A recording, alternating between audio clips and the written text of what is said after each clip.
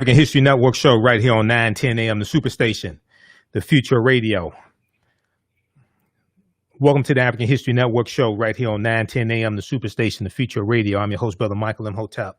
It is Thursday, October 15th, 2020, and we are live. Hope everybody's doing well. Share this broadcast on your social media platforms. Invite your friends to tune in. Also, we're broadcasting on our Facebook fan page, The African History Network, The African History Network, and also on my YouTube channel, Michael Imhotep, IMHOTEP. Well, today has been a very busy day. We've had a number of different news stories. We see that the U.S. is on the verge of also hitting 8 million coronavirus cases. We saw that there were dueling town hall presidential candidate town halls this evening. Also, Joe Biden was on ABC and Donald Trump was on NBC and MSNBC. Didn't go too well for old Donald Trump. We'll probably talk about that some tomorrow when I'm on Roland Martin Unfiltered, Roland's daily digital show, and we'll talk about that some tomorrow night. We'll deal with some fact checking of what took place at the town halls today, and I saw some things. Donald Trump kind of lost his cool when he was asked to denounce white supremacists. He got jammed up on a question also dealing with shutting down, actually handling coronavirus because of his confession to Bob Woodward that he knew coronavirus was worse than the flu. Okay, so we'll talk some about that on our Friday night show. All right, hope everybody's doing well. We're now here Monday through Friday, 11 p.m. to midnight. All right, the African History Network show, and we're still on Sundays, 9 p.m. to 11 p.m. Eastern Standard Time as well. All right, so on tonight's show, first of all, we'll do an update on what's going on with coronavirus. We see U.S. top 60,000 daily coronavirus infections for the first time since early August. It's getting worse. It's not getting better. It's getting worse. And I posted an article today on our Facebook fan page, The African History Network, The African History Network, dealing with Malcolm X. Deals with a new book that's coming out about Malcolm X.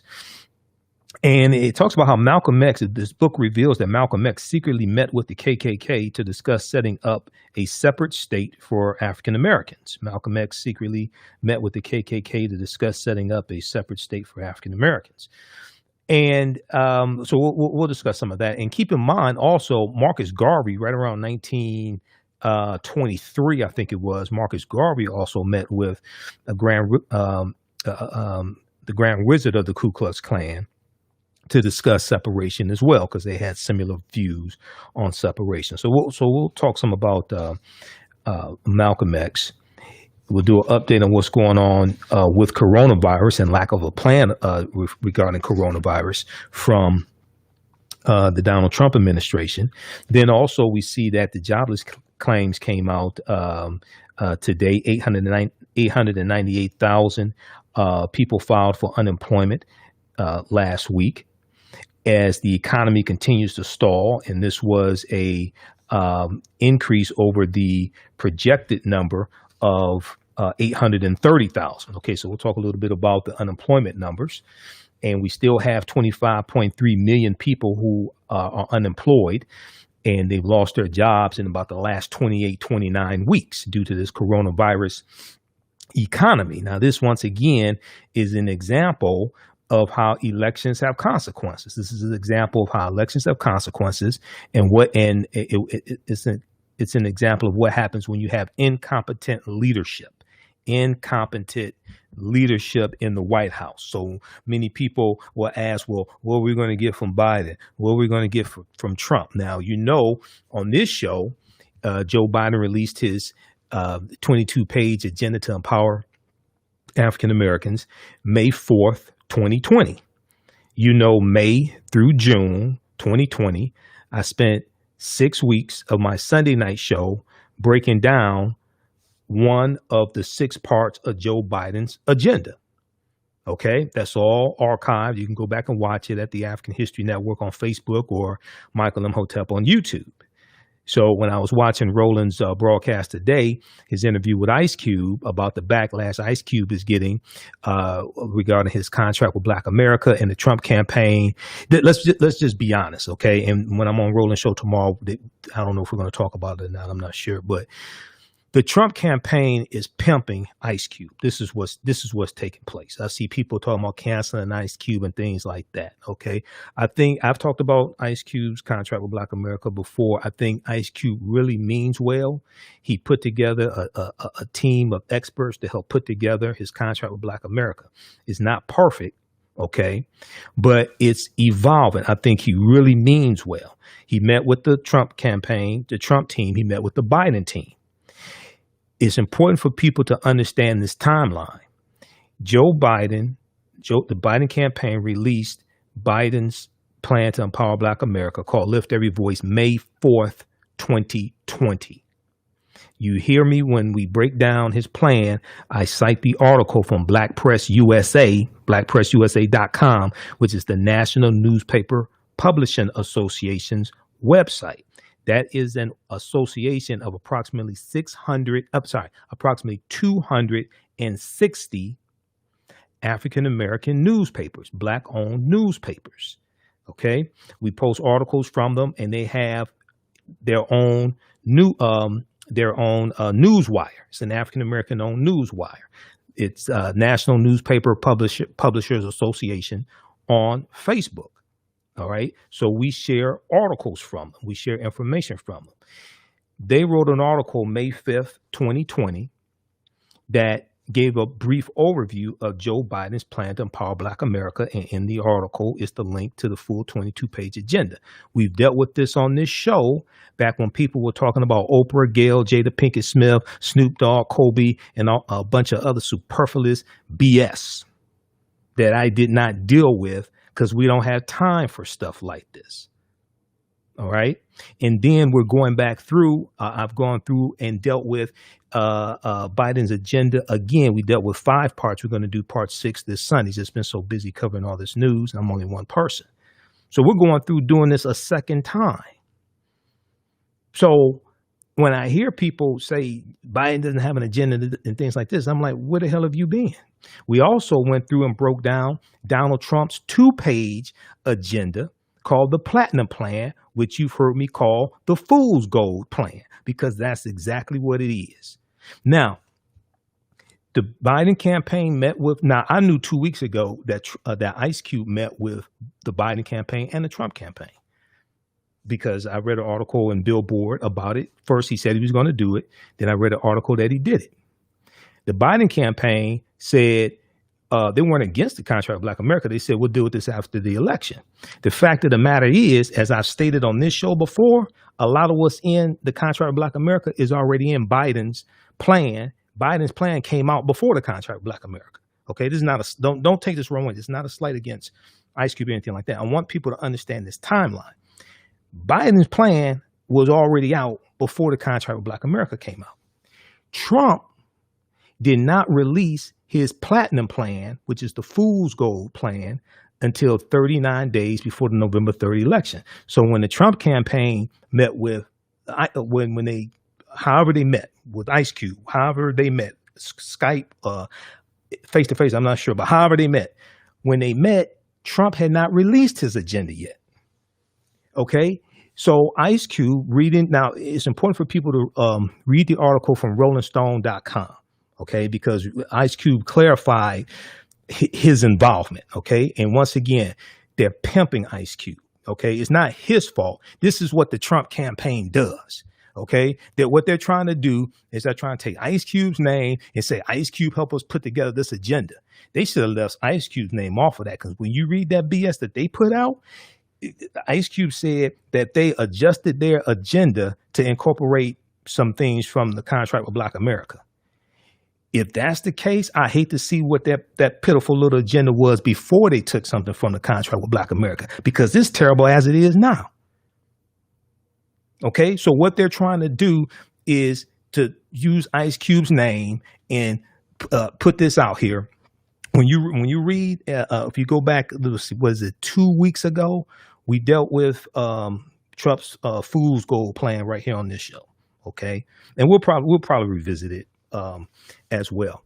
When you go through and look at it, it lacks specificity, it lacks details, and to be quite honest with you, a lot of it contradicts what Trump has been doing the past 3.5 years. So they're using Ice Cube. This is what is. I think Ice Cube really means well. He's learning. He's evolving. This is hard work. He realized, look, I got to work with other people to put together these policies. Okay. And what he's saying is, because I saw the full interview that he did with Roland Martin today. And what Ice Cube is saying is like, look, whoever is president, we still have to push an agenda. Whoever is president, he said he's not telling people don't vote for Biden or he's against Biden or don't vote for Trump or what have you. What he's saying is whoever is in office, we have to push some type of agenda to them to get something accomplished. He's correct. I hope it ain't Trump. Seriously, because if Trump is this crazy, now keep in mind, I'm somebody that warned our people against Trump. I'm somebody who warned our people about Trump in 2016. Months leading up to the election. Okay. I read the CrowdStrike report and the Fidelis report when they came out. If you don't know what that is, see, those are two of the four internet cybersecurity companies that the Democratic National Committee hired to find out who hacked the DNC emails. See, I read those reports when they came out like around July 2016. So I knew what was going on. I knew who was behind it. Research the terms Cozy Bear and Fancy Bear. So October 7th, 2016, when the report came out from the White House about the Russian intervention, I already knew what was going on. Also, I had been studying Malcolm Nance, research Malcolm Nance. So I already knew what was behind all that stuff. And I knew about the connections between Trump and Russia. I'm somebody that does research. Okay. So I warned our people about Trump in 2016 leading up to the election. So you have people wanting to cancel Ice Cube and call him all type of names, things like this. No, I think he's learning, he's evolving. He's not a policy expert. Okay. But he realizes, this brother, from my understanding, this brother's worth about $160 million. He don't have to do a damn thing dealing with black people, tell you the truth. He really don't. He could just disappear and live his life. He could buy an island. And he can just be happy for the rest of his life. If you want to be happy for the rest of your life, never make a pretty woman your wife. You remember that song? Okay, I'm not, no disrespect to pretty women. Y'all gonna get me in trouble. But he don't have to deal with Negroes, period. Just the royalties from barbershop alone, he'll be set. Okay, but he's doing this to try to help our people. But maybe one way, maybe he could have done something a little better here. Maybe he could have done something different here. Maybe he could have done this sooner here, what have you. But it's a sacrifice doing what he's doing. I understand. It's a sacrifice doing what he's doing. Okay. And the other thing is that when you put your blood, sweat, and tears and money into something like this, right? When people attack it, it automatically puts you on the defensive. So sometimes maybe the way he responds, maybe, a month from now, he may say, well, I shouldn't have responded like that. But if you go back, I know we're coming up on a break. Just a second here, Shakita. But if you go back and if you look at Erykah Badu, Tyrone, you better call Tyrone. Okay. If you listen to when she released that, it was recorded live. When you listen to the beginning of it, she talks about how she said, let me know how you think of how you feel about this. She said, I'm an artist and I'm sensitive about my sugar honey iced tea. Well, it's the same thing when you put together an agenda like that, like Ice Cube. That's like your baby. So you're sensitive to the criticism oftentimes to it. Okay. So, you have to keep that in mind as well. All right. But, a few weeks ago, when we talked about that, we were talking about Biden's plan and talked about the contract of Black America. I said, I applaud him for putting his money where his mouth is and actually putting together an agenda as opposed to just throwing some stuff out there. And as these agendas come out, they evolve over time also. But one of the things Roland talked about today, and a lot of people don't notice, I'm somebody who actually studies politics, is that A lot of things. Well, first of all, a lot of things that Ice Cube had in his agenda were already in Biden's agenda. I said that a few weeks ago. One, two. Some of the things that are on Ice Cube's agenda, the CBC has already, the Congressional Black Caucus, already has bills trying to get them passed. Some have passed the House of Representatives, but they're stuck in the U.S. Senate. So we have to understand the legislative branch is not just the executive branch, the president. We have to understand the legislative branch because the majority of what Ice Cube wants to do, the majority of what Biden wants to do, the majority of that has to pass through the legislative branch of government, which is the U.S. House of Representatives and U.S. Senate. Okay, there were 433 bills that Democrats passed in the House of Representatives in 2019. 80% are stuck in the Senate right now being blocked by Moscow Mitch McConnell, Senate Majority Leader. One little evil man blocking all these bills, including the bill to raise the federal minimum wage from $7.25 an hour to $15 an hour. That passed the House of Representatives July 2019. You listen to the African History Network show right here on 910 AM Superstation. Feature radio on Michael Imhotep. We'll be back in a few minutes. All right, stand by, everybody. Okay, we're on quick commercial break. Man, this hour goes by quickly. So we're going to zoom through this stuff, man, because it's Thursday and it's been a long week. It's hectic. It's hectic. Okay, how's everybody doing? Tell me. We've got Janae, Greg Osborne, Makiba. And then Sunday night, we're going to have a really good show. We have 2 hours Sunday. And we'll be back here Friday, so we'll go a little longer Friday. It's just been hectic. It's been busy. Hey, if you all like this type of information, you can donate to the African History Network, $ TheAHNShow through Cash App. $TheAHNShow through Cash App, $TheAHNShow through Cash App, okay? So that helps us to keep doing the research, stay on the air, be able to devote more time to this, because normally I just do Sunday nights, but now we're doing 6 nights a week, okay? So, hold on. Okay. So how's everybody doing? Let's see what we have here. So thanks everybody for tuning in each night. Follow us on our Facebook fan page, The African History Network, The African History Network. Follow us on our YouTube channel, Michael Imhotep. Turn on notifications so you know when we go live, all right? And I'm trying to get used to doing radio 6 days a week again. I was just doing 1 day a week. Now I'm back Monday through Friday, 11 p.m. to midnight, doing nights. And I had to get used to this, man. My sleep pattern has changed and all that stuff, so... but this is something that's needed. So the donations help because I don't get paid to do radio. I don't get paid to do this. So that helps to finance this. So I don't have to keep coming out of my pocket to pay for all this stuff. All right, let's see here. Where are we? Okay, I'm way behind time. Email us at customerservice@africanhistorynetwork.com, customerservice@africanhistorynetwork.com if you want to advertise with the African History Network. All right.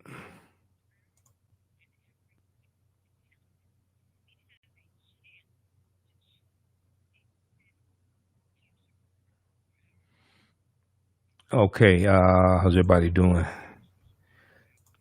Stand by. Okay. So we've got Ujamaa Enterprise Technologies. Okay. And African American business owners, post the name of your business here on the thread of the broadcast. And email us at customerservice@africanhistorynetwork.com. We'll let you know how you can advertise with us.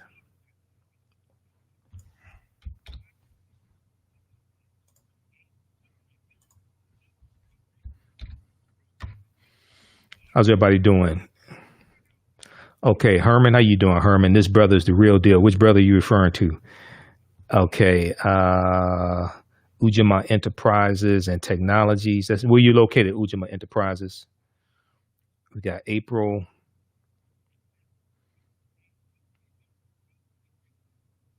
Well, when we talk about reparations, we have to understand the legislative process for reparations. Nobody wants to talk about that. We have to understand the legislative process. We'll talk about that before when we come back from the break. All right. Who we have next here? Okay. All right. After this commercial. Yeah, see, we don't understand the legislative process for reparations. All right. Also, the call-in number is 313-778-7600.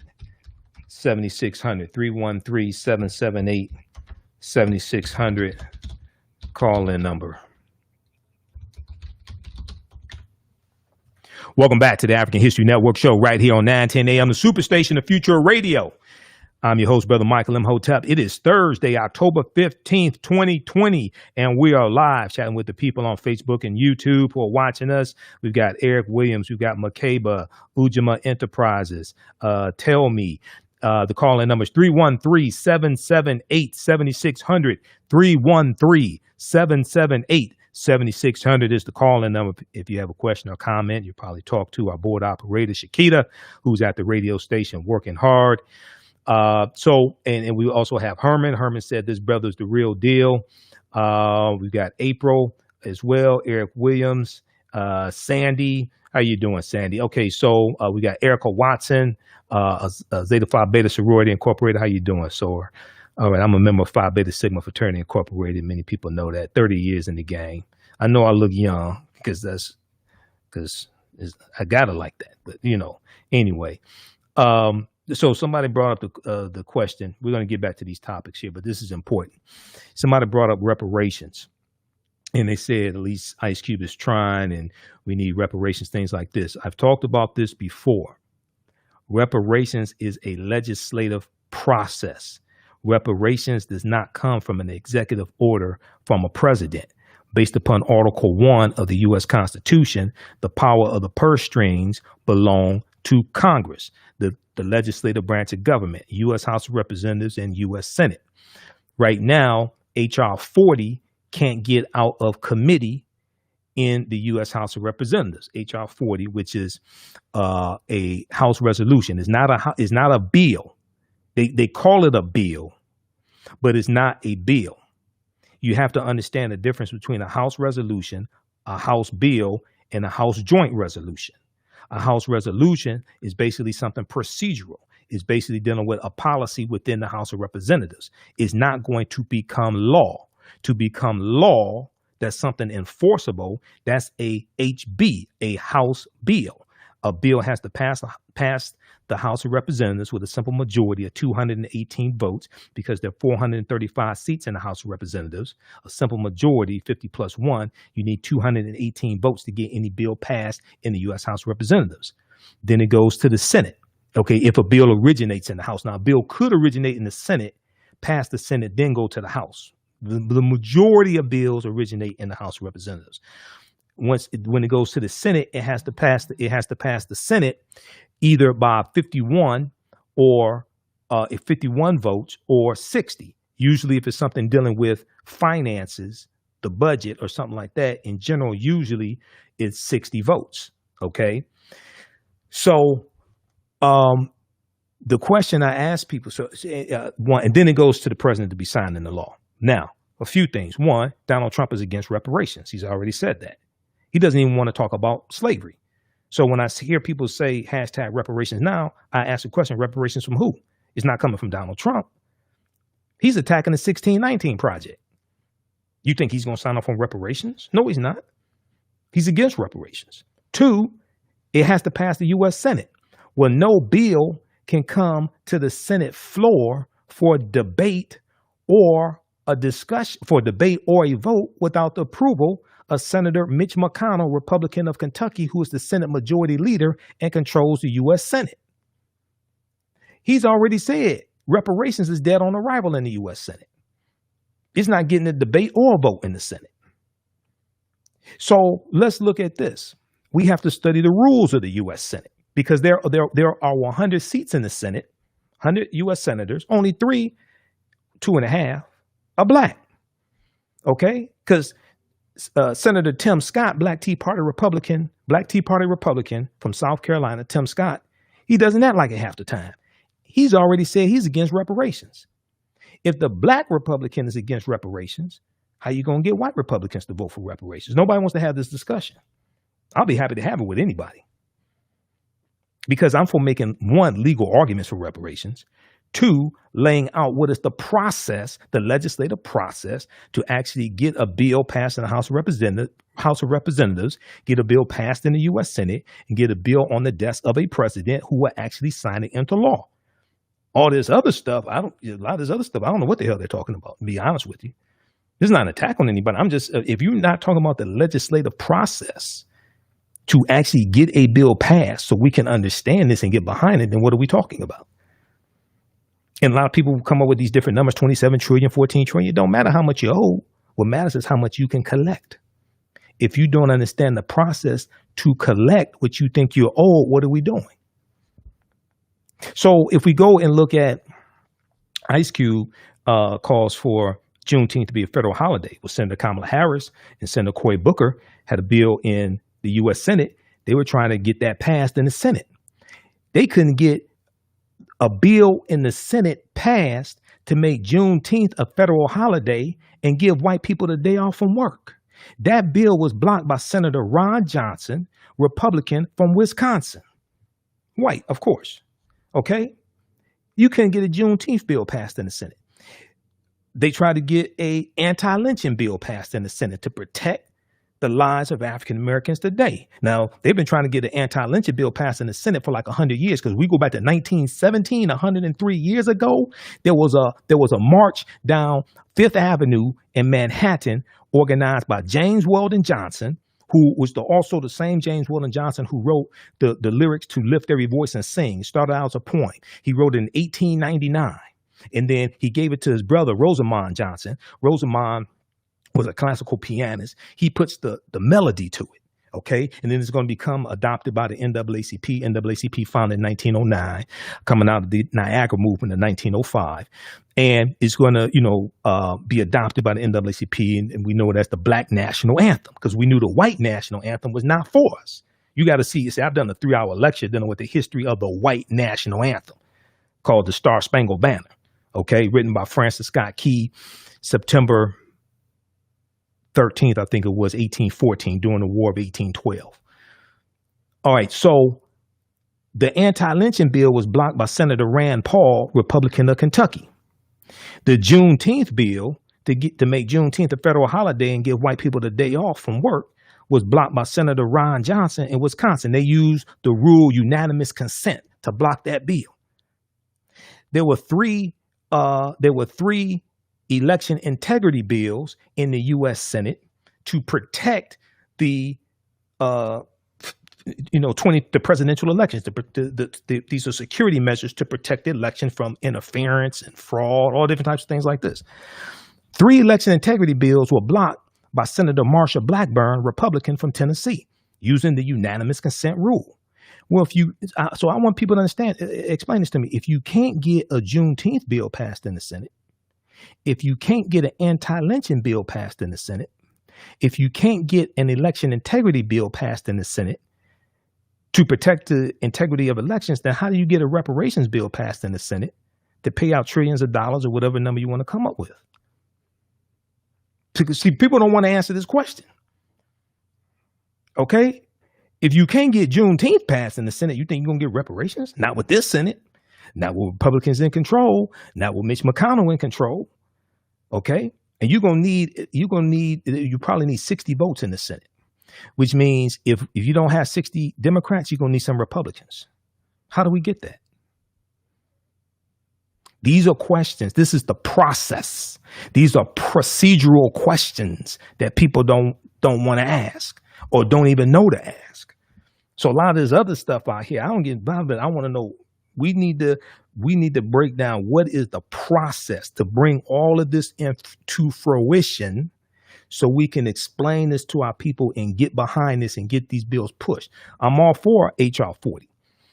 H.R. 40 has been enhanced, originally introduced in 1989 by the Honorable John Conyers, who's from Detroit, 13th Congressional District. Okay? Some people say you don't need another study. They've been studying. Oh, you do need a study. You know why? You know how many white people in Congress got to vote on reparations? Are you serious? Many of them don't even think a debt is owed. That's part of the problem. America needs a massive history lesson. You know how many ignorant ass people are in the House of Representatives? Are you serious? You need that. You need a team of experts to do the study and then present it not just to the House of Representatives live on TV, but present it to America. Because Americans are woefully ignorant of history. Many of them don't think a debt is old. Okay? Go back to 2015 in South Carolina after Dylan Roth killed 9 African Americans at Mother Emanuel African Methodist Episcopal Church in South Carolina. There was a debate that took place in the state legislature to remove the Confederate battle flag of Northern Virginia from the top of the Capitol dome. Okay, and you remember when Bree Newsom, the activist, climbed up there and took it down, and they put another one up because that was based upon the when it actually was off the Capitol dome. They had it on the Capitol grounds. They moved it off the Capitol dome. It was put on the Capitol dome about 1960. It coincided with the 100th anniversary of South Carolina succeeding from the Union and the Civil War starting, because South Carolina was the first state to secede from the Union December 20th, 1860, 6 weeks after Abraham Lincoln became president-elect in November of 1860, because South Carolina feared that Lincoln was going to free the slaves. And then the Civil War is going to start in South Carolina April 12th, 1860. You got to study the history of South Carolina. That's some deep history right there. That's what it's South Carolina, where you had the Stonewall Rebellion. September 9th, was it 1739? September 9th, 1739, the Stonewall Rebellion. Okay, one of the early slave rebellions. That's in South Carolina also. All right. So they were debating taking down the Confederate battle flag.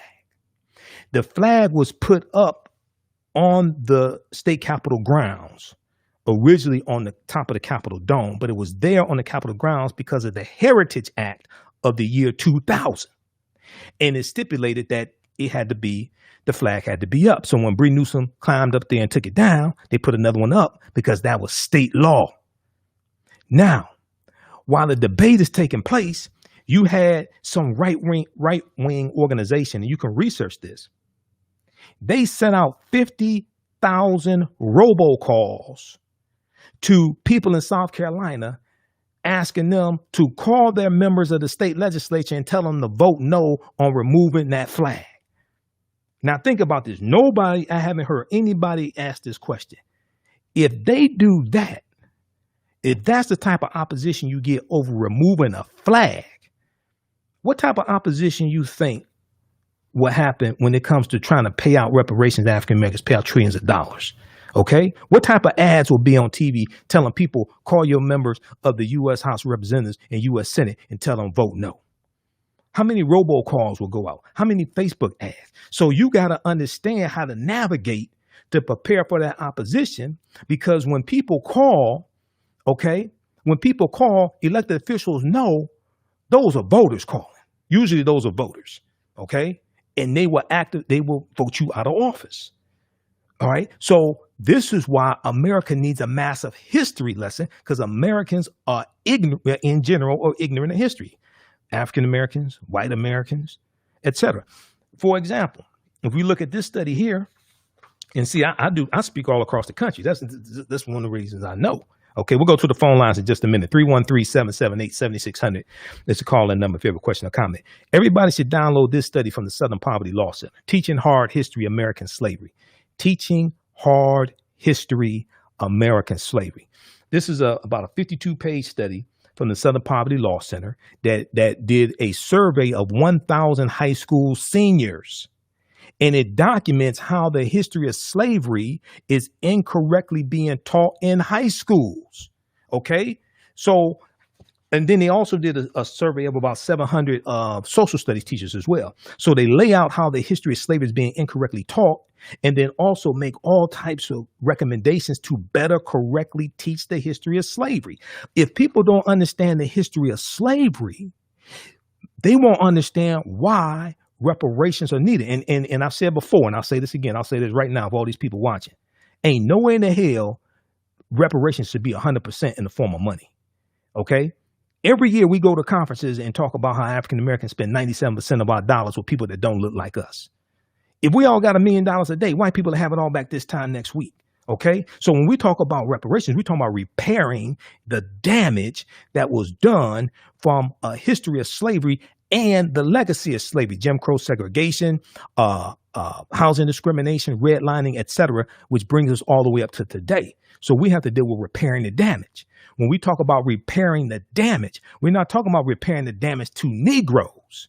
We were not Negroes before we were enslaved. We first have to study who African people were and what African people had before the damage was done, before we could understand how to repair the damage. To repair means to make whole again. It means to return you back to a state before the harm or damage was inflicted. We were not Negroes.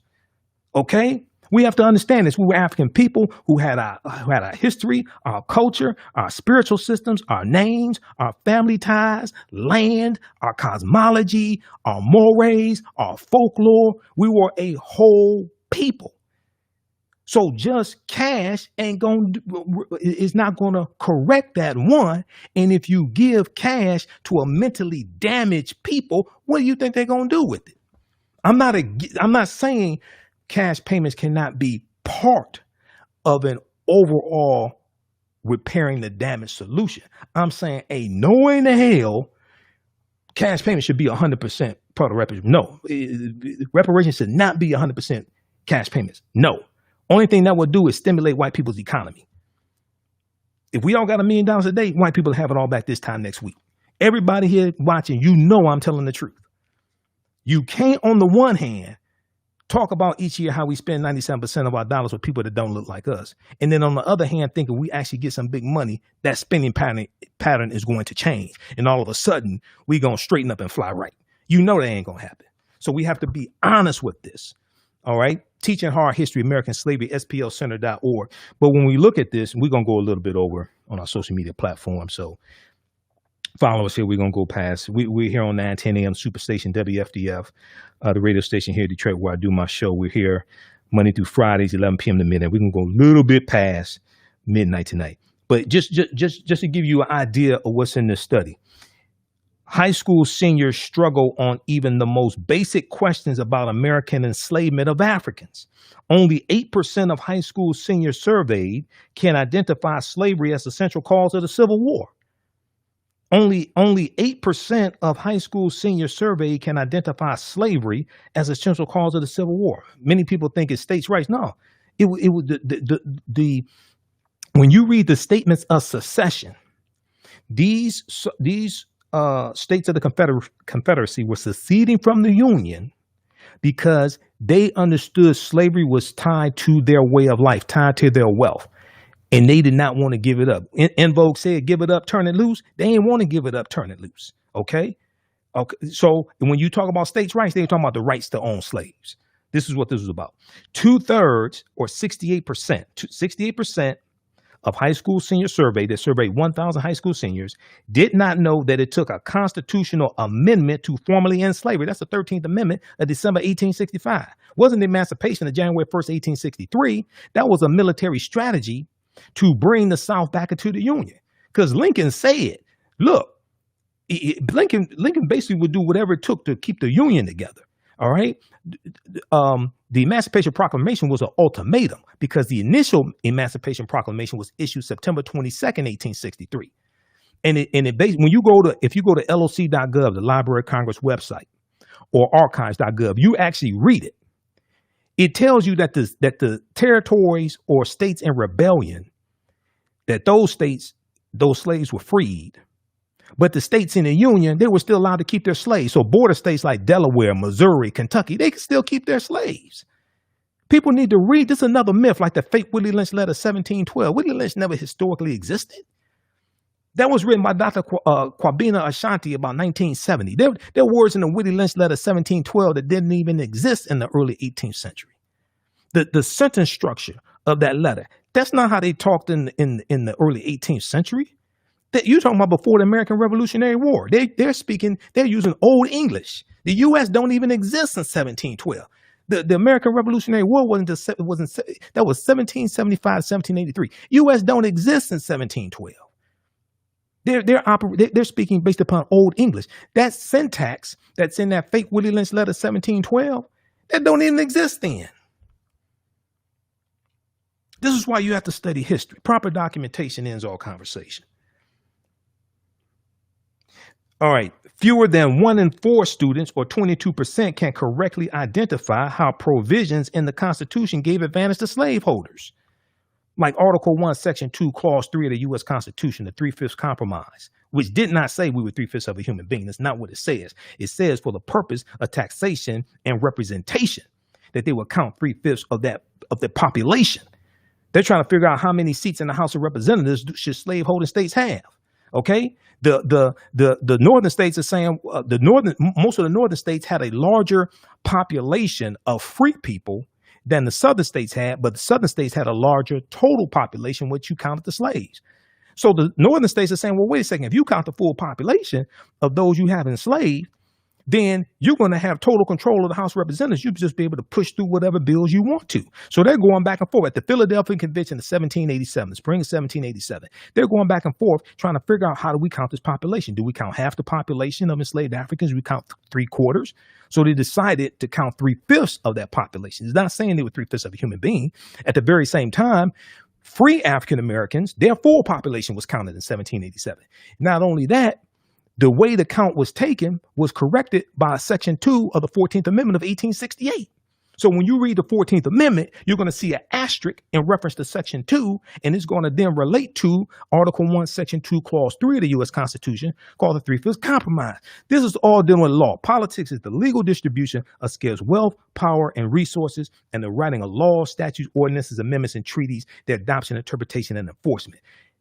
History shapes politics and laws. Politics and laws shape historical events. This all intersects. The foundation is understanding the U.S. Constitution. This is why you hear me talk about the Constitution. All this ties to the U.S. Constitution. So then when we look at Article 1, Section 9, Article 1, Section 9, Clause 1 of the U.S. Constitution, that lays a foundation, a strong legal argument for reparations, which is then why the U.S. Supreme Court case of 1841, dealing with the Amistad slave ship, this is why those Africans, Joseph Q. and the other Africans on the Amistad slave ship, this is why they won their freedom in the U.S. Supreme Court. That's a landmark U.S. Supreme Court case that's at archives.gov.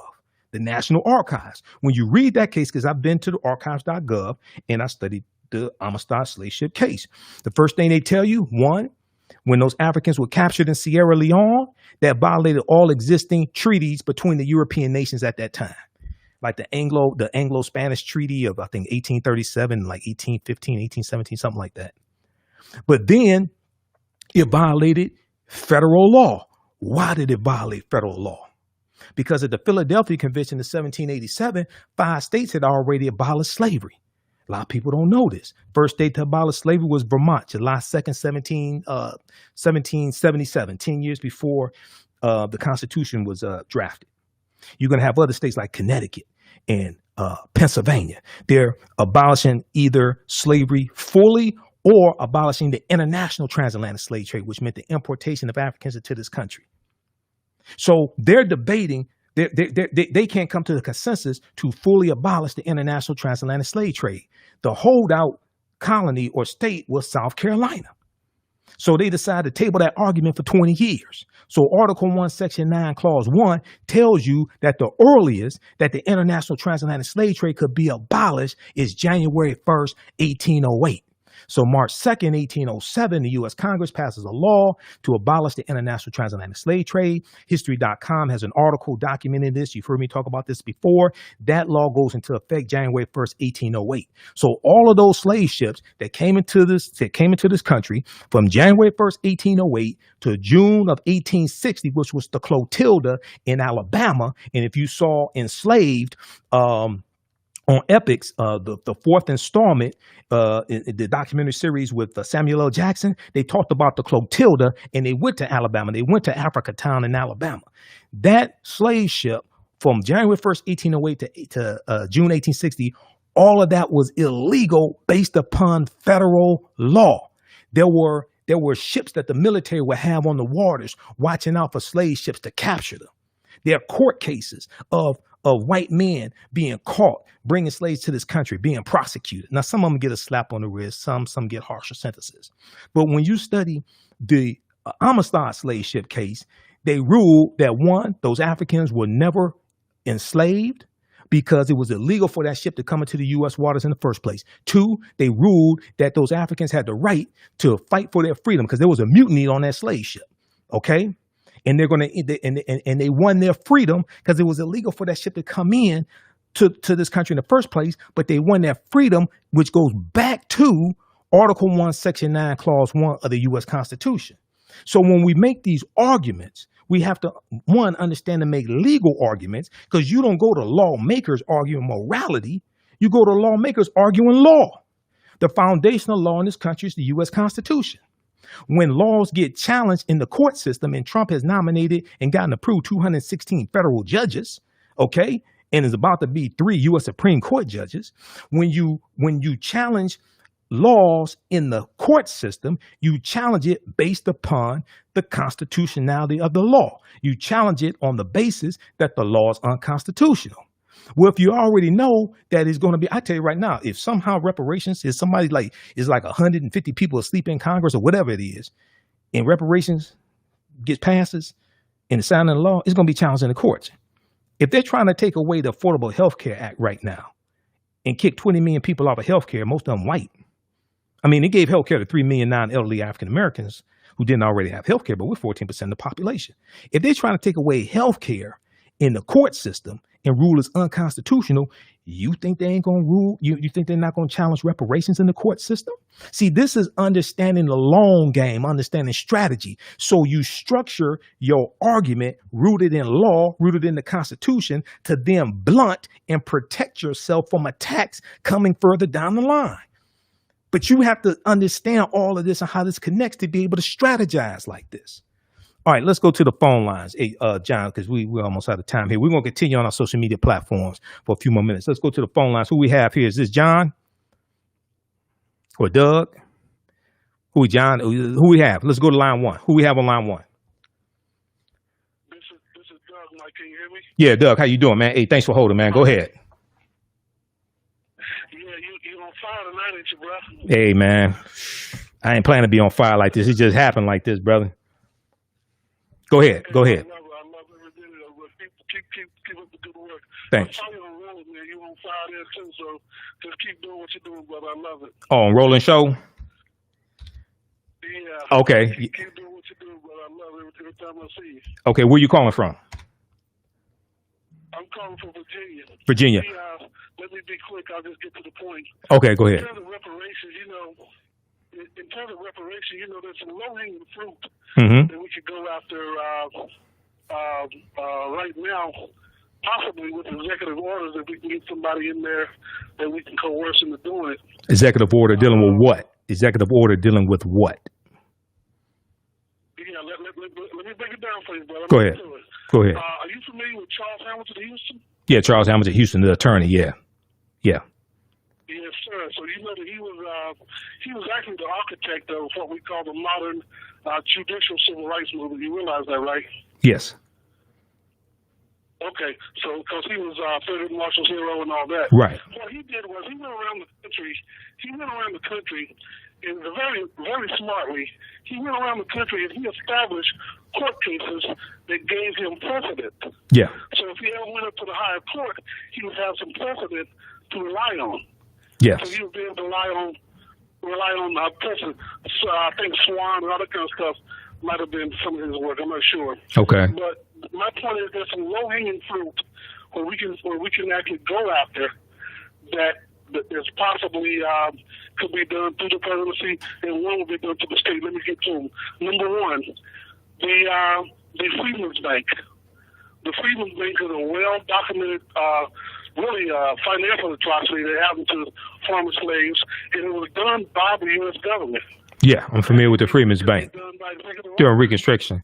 What can be done through executive order, because usually dealing with finances, that has to go through. Usually dealing with finances, that has to go through. Hold it just a second. Usually dealing with finances, that has to go through the legislative branch of government, because. All right, go ahead. Just hear me out. Go ahead. This was done by the government, and they know it. They have the documents and everything. They even know the depositors who screwed all the money.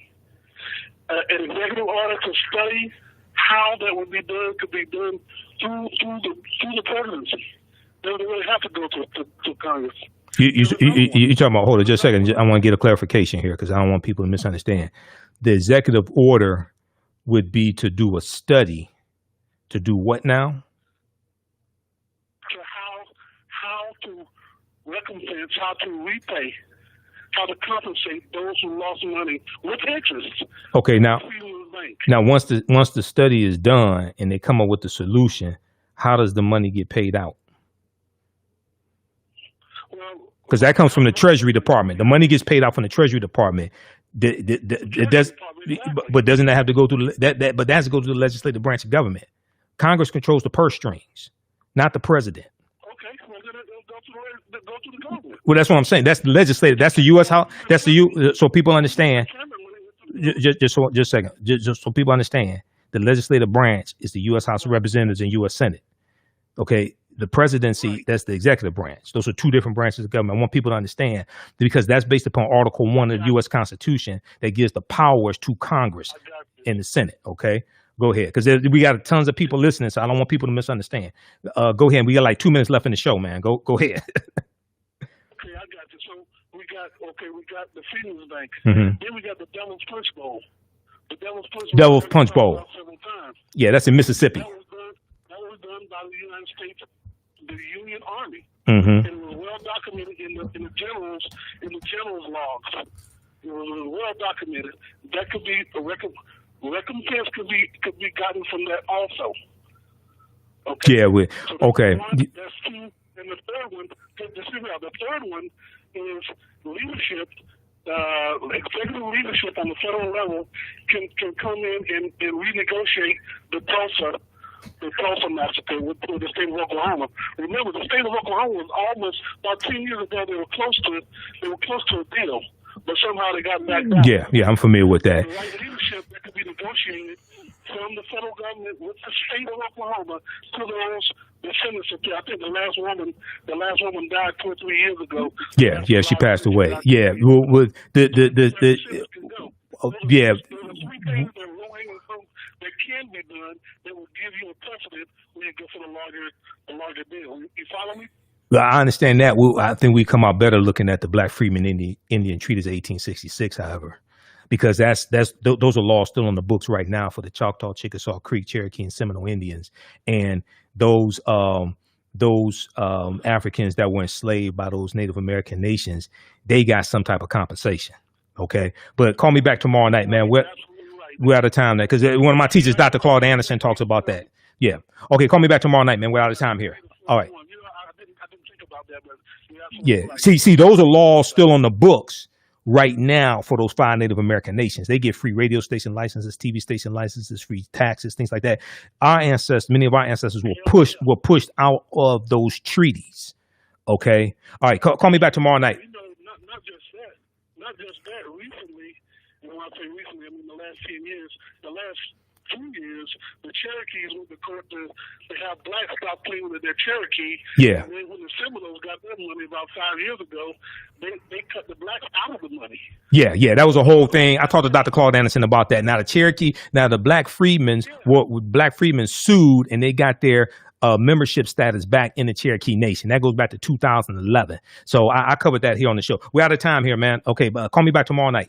Okay, everybody, look, we're going to keep watching us here on our social media platforms. We're going to go a few minutes over. Follow me on my Facebook fan page, The African History Network, and my YouTube channel, Michael Imhotep. Don't call a radio station and say Michael Imhotep need 2 hours because we ain't doing that. Okay, I'm just telling you right now.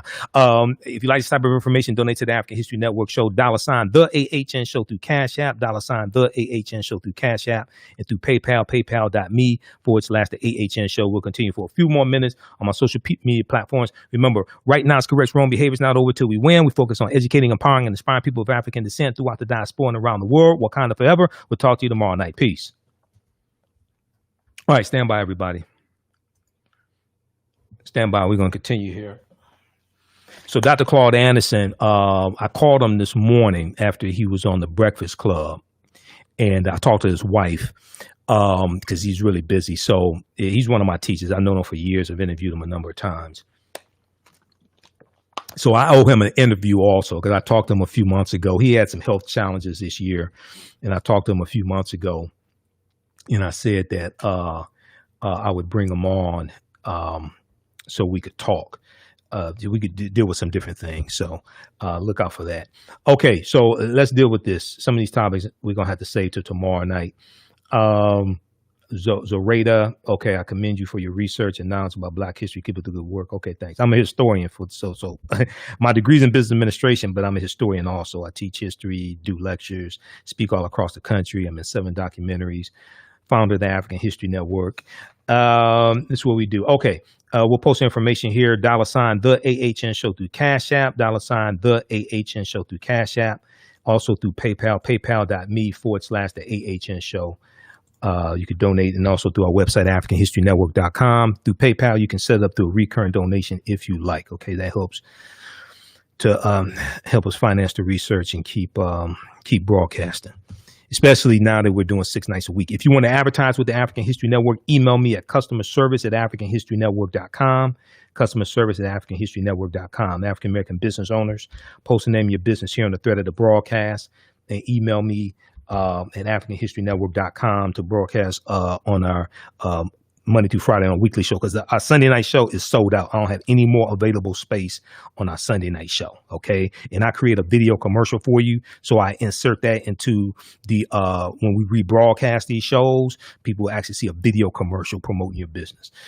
All right. So let's look at this here. Let's deal with this. Let's deal with the story dealing with Malcolm X. Okay. A new book reveals Malcolm X secretly met the KKK to discuss setting up a separate state for African Americans. This is from YahooNews.com, picked up from the Griot, and this came out October 15th, 2020. Okay. And how's everybody doing? And then when you donate, I don't know if somebody donated through Facebook or something. I don't know how that works, but if you donate through Cash App or PayPal. Cash App is better than PayPal, by the way. But if you donate through Cash App or PayPal, I'll get it right away. If you donate through Facebook, I got to figure that out. I'm just being honest. I don't know where that goes. All right. So Malcolm X allegedly, according to this new book, met with the KKK in 1961, according to a new book called The Dead Are Rising, The Life of Malcolm X. So this is 1961. This is before he separated from the Nation of Islam. He separates from the Nation of Islam officially March 8th, 1964. Okay. This week, a shocking new revelation was made that in 1961, Malcolm X discussed an unlikely truce with the Ku Klux Klan, which proposed the white supremacist hate group helped to carve out a separate state of Black Americans. Now, keep in mind, Marcus Garvey also met with the Ku Klux Klan. It was right around 1923. If you read the article from history.com, the official website of the History Channel, entitled Marcus Garvey, okay, history.com, they talk about how it was right about 1923. In 1923, after a controversial trial, Marcus Garvey was found guilty of these charges, and it was dealing with mail fraud. It was trumped up charges, okay, and sentenced to a maximum of 5 years in prison. He blamed a Jewish judge and Jewish jurors for his conviction, saying that they sought retribution against him after he had agreed to meet with the Grand Wizard of the Ku Klux Klan several months prior to the trial. Marcus Garvey believed he and the KKK shared similar views on segregation, given that he sought a separate state for African Americans. Okay, so this is it's not saying that Garvey agreed with the domestic terrorism of the Ku Klux Klan, but they both agreed that there should be white nations. They both agreed that they should be separate. Okay. So he met with them regarding that. Now, back to this article dealing with Malcolm X. According to the New York Times, an account of the meeting is detailed in the new book, The Dead Are Rising, The Life of Malcolm X, which claims that the civil rights leader met with the Klansmen at a secret summit in Atlanta where they discussed their shared opposition to racial integration. Details of the unlikely alliance emerged in a never-before published interview with Jeremiah Shabazz, a Nation of Islam minister who hosted the gathering at his home. Although working at two extreme ends of the fight for racial equality, the KKK reportedly invited the Nation of Islam to join forces because they recognized both organizations were staunchly opposed to school desegregation. Both organizations were staunchly opposed to school desegregation, which was gathering pace after the Supreme Court's decision of Brown versus Board of Education in 1954. The narrative also suggests that the Ku Klux Klan proposed an alliance with the Nation of Islam to assassinate Martin Luther King Jr., who was the leader, who was leading the charge against the evil segregation. Okay, this is. I don't believe this, but this is what's being reported. The proposed alliance, the narrative also suggests the Klan proposed an alliance with the Nation of Islam to assassinate Dr. King. This is saying they proposed an alliance. Now, I haven't seen anything saying they try to carry this out or what have you, but this is what's being reported. Okay. So we know Dr. King was leading the charge against evil segregation. Malcolm X rejected King's doctrine of nonviolence and instead argued for racial separatism. Now, the iconic civil rights activist joined the Nation of Islam while serving a prison term in Massachusetts, and in 1961 was sent to meet with them at Jeremiah Shabazz's home, according to Jeremiah Shabazz, to speak to the KKK, to speak to the KKK in the meeting, which was first approved by the Nation of Islam leader, the Honorable Elijah Muhammad, according to the interview with Jeremiah Shabazz. Now, one member of the Klan was to have tried to break the ice by berating Jews, whom he thought to be another common enemy. After this, Malcolm X proposed, quote, complete separation of the races, end quote, in which the KKK would assist the Nation of Islam to acquire land for Black people to live in a separate state as a form of reparations. All right. So once again, this doesn't mean that they were totally against the oppression of the Klan and things like this, the violence of the Klan. But they're saying, look, neither one of us believe that we can live together peacefully. Okay, so we should separate. This is basically the ideology. Allegedly, the Klan also suggested that Nation of Islam members wear purple robes as a nod to the KKK's infamous white costumes, but ultimately the meeting was infiltrated by an FBI agent working undercover in the Klan. And we know, you go back and study, in the 1960s, the Klan had been infiltrated by the FBI also. Okay, check out this article here from yahoonews.com. New book reveals Malcolm X secretly met the KKK to discuss setting up a separate state for Black Americans. And you had people, you had them throughout our history who said, look, you don't think we can live together? We don't think we can live together. You know, let's meet. Let's try to figure this out. We both need to separate. So that's not the first time that happened with Malcolm X and the Nation of Islam, if that actually happened. Okay. And if they met with the Klan, I wouldn't be surprised, you know. And at the same time, a lot of people don't know, almost a year to the day after Malcolm X was assassinated, Dr. King met with the Honorable Elijah Muhammad February 24th, 1966. Dr. King and Coretta Scott King go to the Honorable Elijah Muhammad's house. I think should have been there in Chicago, to meet with him. Okay, so a lot of people don't know about it. If you go to the Nation of Islam's website, they have the information on their website about that meeting that took place. Okay, all right, so let's continue here. So when we look at what's going on with coronavirus, because at the town hall meetings that took place tonight, coronavirus came up. Okay, Sister Nubia said Shabazz was also a Garveyite. His father was one of the largest organizers in Lansing, of course. Oh, Malcolm Shabazz, yeah. Well, El Haj Malik El Shabazz, Malcolm Little, yeah. Lansing, they lived in Lansing and East Lansing. Okay, they lived in Lansing and East Lansing. They leave Omaha, Nebraska. They ran out of Omaha, Nebraska. That was the Black Legion. And when you do the research, a lot of times people say it was the Klan. It was actually the Black Legion, which is another white supremacist organization. But they're going to live in Lansing and East Lansing, Michigan. Okay. So let's get a quick update on what's going on with coronavirus.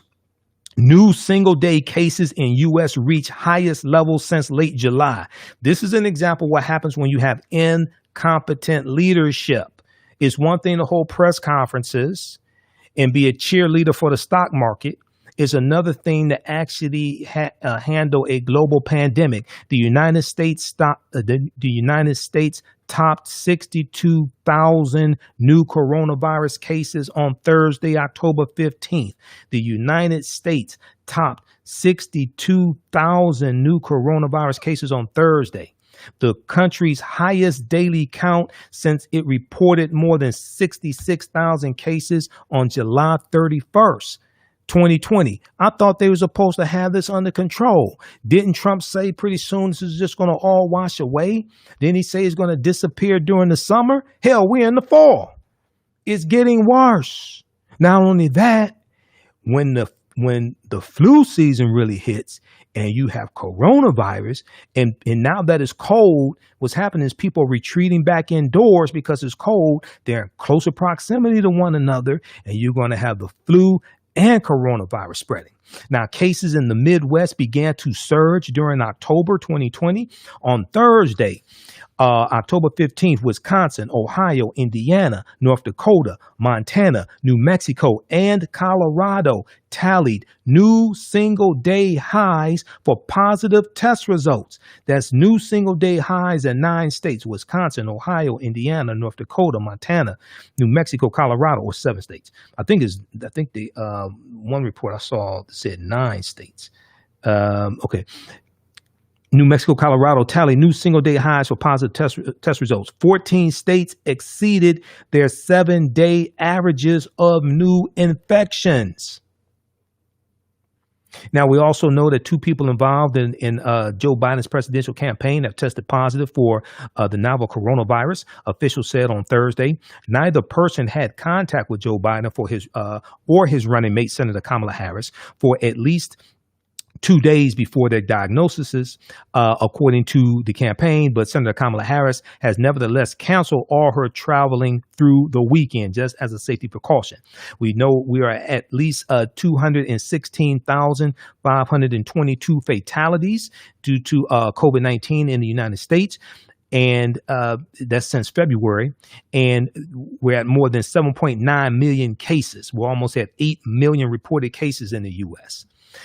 Now, remdesivir, an antiviral drug from Gilead Sciences, does not prevent deaths or shorten hospital stays for coronavirus patients, according to the World Health Organization, according to the study they published on Thursday. Now, so Thanksgiving is coming up. People want to see their families. What should they do? You have some grandparents haven't seen their grandchildren in months because of COVID scare. Okay. We haven't been over, take my daughter over to my parents, because I talked to my mom a couple months ago. My parents in their 70s, my mom said, do not come over. She said, no, do not come over. Holding large family gatherings at Thanksgiving this year may be unwise, particularly if elderly relatives or out-of-state travel are involved. The nation's top infectious disease expert, Dr. Anthony Fauci, told CBS Evening News on Wednesday, October 14th. Dr. Fauci recommended Americans, quote unquote, bite the bullet and keep their distance, adding that he would heed his own advice. His 3 children will not be coming home for Thanksgiving because his age puts him at an elevated risk. Okay. Let's see here. Okay, so that's an update dealing with what's going on with coronavirus. We see jobless claims, the unemployment numbers. Well, the jobless claims come out every Thursday, 8:30 a.m. from the Labor Department. Okay, those are people who applied for first-time unemployment the previous week. We see jobless claims increased by 898,000 from last week. The number of unemployment claims jumped last week, the latest sign of the toll the coronavirus pandemic continues to take on the economy.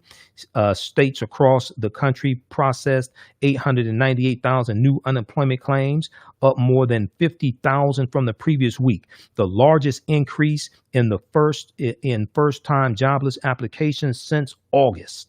The number of unemployment claims filed every week remains well above the pre-pandemic one-week record of 695,000. Now, claims for pandemic unemployment assistance for gig and self-employed workers went down to about 373,000 from about 460,000.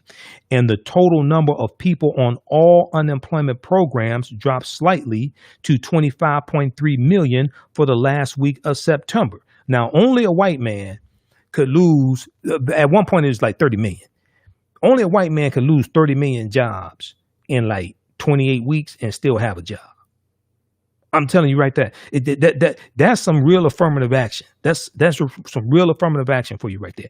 Only a white man could lose 30 million jobs in 28 weeks and still have a job. Okay?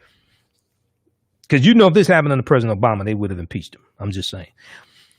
So we're at 25.3 million people who've been unemployed, who've lost their jobs due to coronavirus. That's down from 25.5 million the previous week. Now, the number of new claims has fallen greatly from its peak in the spring, but economists say they are concerned that the number remains so high. Andrew Chamberlain, the chief economist at Glassdoor, said, quote, "No question, this report casts doubt on the recovery. This is a sign COVID is still dealing heavy blows to the labor market. We're nowhere near having the virus under control." Okay, so read the reporting from Washington Post. We'll post a link here. Jobless claims increased to 898,000, a sign the recovery could be stalling. October 15, 2020. Also, read the reporting from NBCnews.com. Weekly initial jobless claims remain high as lawmakers remain at loggerheads over fresh stimulus aid. Okay, so we still don't have another coronavirus relief bill. The HEROES Act, Democrats passed the HEROES Act in the House of Representatives in May, right around May 15th, 2020. And they're still trying to negotiate with Republicans on a bill. Republicans came back with about 1.8 million, but the way the money is allocated is much different than how Democrats have it allocated. We saw a NBC News Wall Street Journal poll that came out Thursday, October 15th. Joe Biden leads Donald Trump 53% to 42% in this new poll, and we're 19 days away from the election. The margin is down from Biden's 14-point lead in the poll early this month, but 62% of voters say the country is on the wrong track, and 58% say the nation is worse off overall than it was 4 years ago. Okay, so read the reporting from NBCnews.com dealing with this. Biden holds double-digit national lead over Trump in new poll at NBCnews.com. Okay, and just so people know, people say the polls were wrong in 2016. No, they weren't. I said before. The poll said Hillary Clinton would win the popular vote, basically between 2% to 4%. She won by 2%. So people have to keep that in mind. All right, this election here, I don't think it's going to be close. I think people realize what happens when they don't vote. We see that early voting as of Wednesday, October 14th, 14 million people have voted early in 31 states. That's over a 600% increase from 2016. We read the reporting from TheAHNShow.com. More than 14 million Americans cast ballots in early voting so far.